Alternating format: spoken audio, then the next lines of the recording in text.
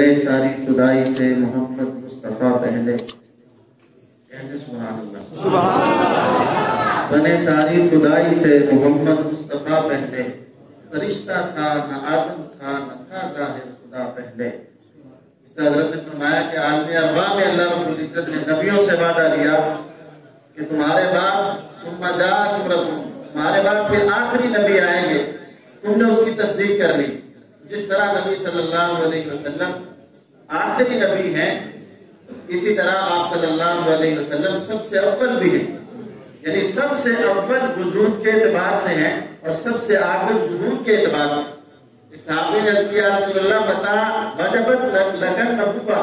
یا رسول اللہ نبوت کب ملی آپ کو؟ تو آپ علیہ السلام نے فرمایا میرے صحابی مجھے نبوت اس وقت مل گئی تھی جب حضرت آدم ابھی تک پانی اور مٹی کے درمیان ہے، یعنی ابھی تک ان کا وجود ہی نہیں بنا تھا۔ سب سے پہلے اللہ نے، اس وقت کچھ بھی نہیں تھا، نہ دن نہ رات نہ زمین نہ زمان نہ مکین نہ مکان نہ جنگل نہ بیابان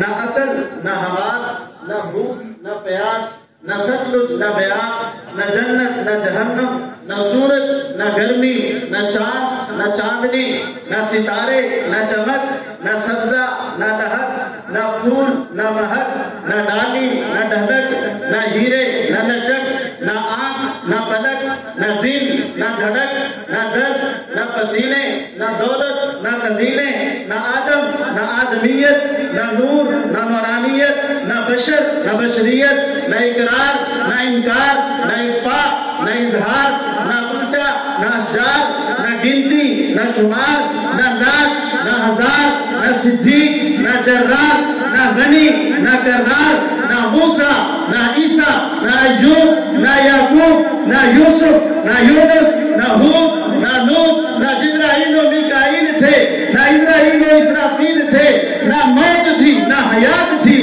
بس ایک اللہ دوسری محمد کی ذات تھی۔ زمین بن نہ سکتی فلک بھی نہ ہوتا، زمین بن نہ سکتی فلک بھی نہ ہوتا، خدا کی قسم یہ جلوہ نمائی نہ ہوتی، محمد نہ ہوتے تو کچھ بھی نہ ہوتا، خدا نے یہ دنیا بنائی نہ ہوتی۔ آج کی اس محفل کے اہل مہمان خطیب اہل سنت، فخر اہل سنت، شہزادہ اہل سنت، جنہوں نے اس میں محمد پہ ایک خوبصورت کتاب بھی لکھی، ہمارے ضلع قصور کے